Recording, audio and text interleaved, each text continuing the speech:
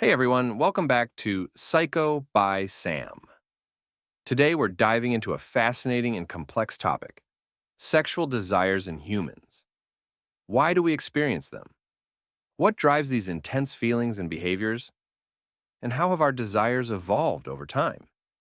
We'll be exploring the biological, psychological, and cultural aspects of sexual desire, and hopefully break down some common misconceptions along the way. So let's get right into it. First off, let's define what we mean by sexual desire. At its core, sexual desire is a form of motivation or longing that compels us toward intimate connections, both physically and emotionally. From an evolutionary perspective, sexual desire plays a critical role in reproduction and the survival of our species. However, in humans, sexual desire is far more complex, influenced by social, emotional, and psychological factors as well.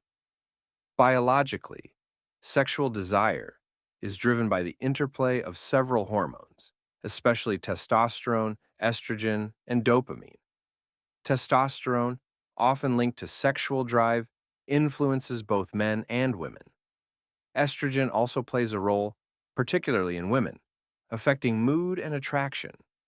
And let's not forget dopamine, the neurotransmitter responsible for our feelings of pleasure and reward. When these chemicals are released, they enhance our feelings of attraction and pleasure, creating that high we often associate with romantic and sexual experiences. But here's the thing: sexual desire isn't purely biological. It's not just about hormones or evolutionary drives. There's a psychological side, which is just as powerful and interesting. The psychology of sexual desire delves into the intricate web of personal experiences, cultural norms, and even our subconscious minds. From a young age, we're shaped by our environments, and our understanding of intimacy and attraction is influenced by what we observe and experience. For example, Freud, the founder of psychoanalysis, proposed that much of our adult sexual behavior stems from unresolved childhood conflicts or desires. Although his ideas are debated today, they opened up discussions about how deep and subconscious our desires can be. Modern psychology, however, also recognizes that sexuality is fluid and individualized. People's desires can change based on personal growth, emotional connections, and even life events. This is why sexual desire is so unique to each person. It's a combination of who we are, where we come from, and what we've experienced.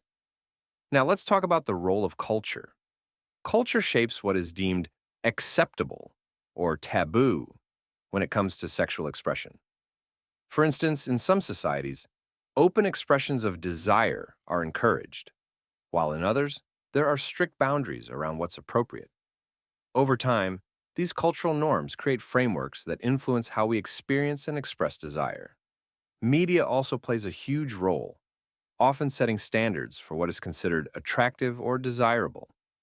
These external influences can affect our self-esteem, our expectations in relationships, and even our satisfaction in our personal lives.